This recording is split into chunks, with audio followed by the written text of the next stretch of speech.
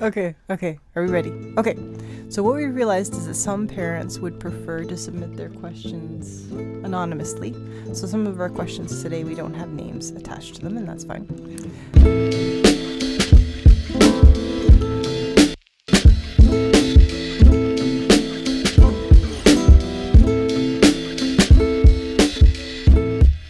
Our next question of the day is, are there any games that you can recommend for empowering girls?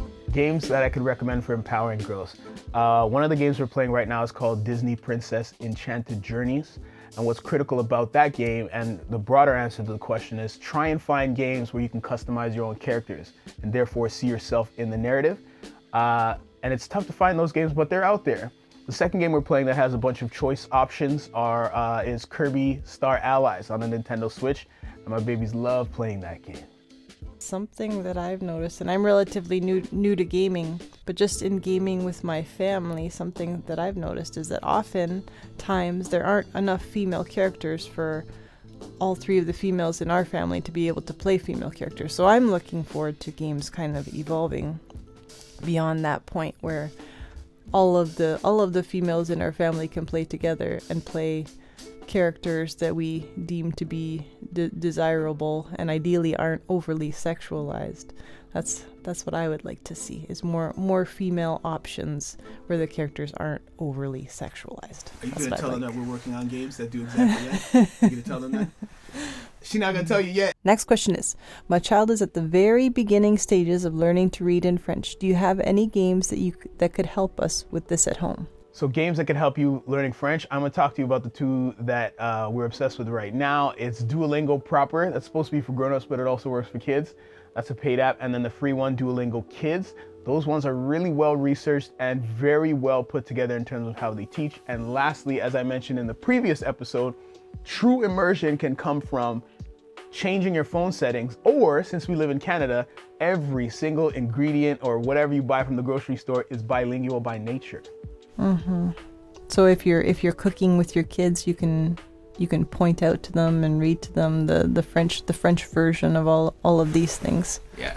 Like our daughter, who's 4 years old and is just learning how to speak French, she doesn't really have access to a cell phone that she can read stuff in French in. That's true. Our next question is from Renee in Toronto, and he wants to know, how much is too much gaming and technology? Ooh, that's a tough one. Thank you for your question, Renee.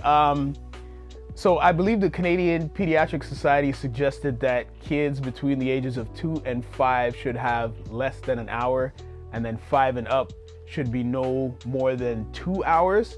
But considering the circumstances, I think we got to be a little bit more lenient, particularly given that a lot of the schooling that's happening is happening in front of screen time. So I think now it's a question of the quality of the screen time and what we're doing with that screen time. Try and make it educational. All right, our final question of the day today comes from Julia in Toronto, who wants to know, what are safe ways to use gaming technology, especially since minors are dealing with strangers virtually? Okay. So, thank you for your question, Julia. It's tricky because, my quickest answer is please do your research beforehand to find out what type of environment is on. But further to that, do your research to figure out how chat controls can be managed. Oftentimes in the games we play, I mute chat right off the bat, and you have the ability to do that. So don't assume that the developers are going to leave it on. Make sure that you do your research.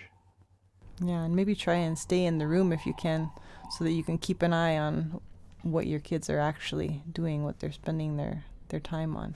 If you can. If you can, ideally. Yeah.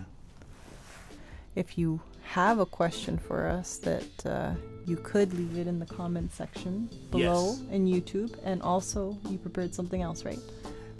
Oh yeah, I'm working on a form right now, an anonymous form where you can place your responses in, and then we'll look at those. A lot of people, they were commenting to me in direct message that they didn't feel comfortable asking specific questions if they knew that their names were going to be out there. So now we've switched. Anonymity is key.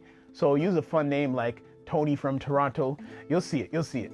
I'll show the form in the description down below. All right, thank you all, and we'll see you in the next one.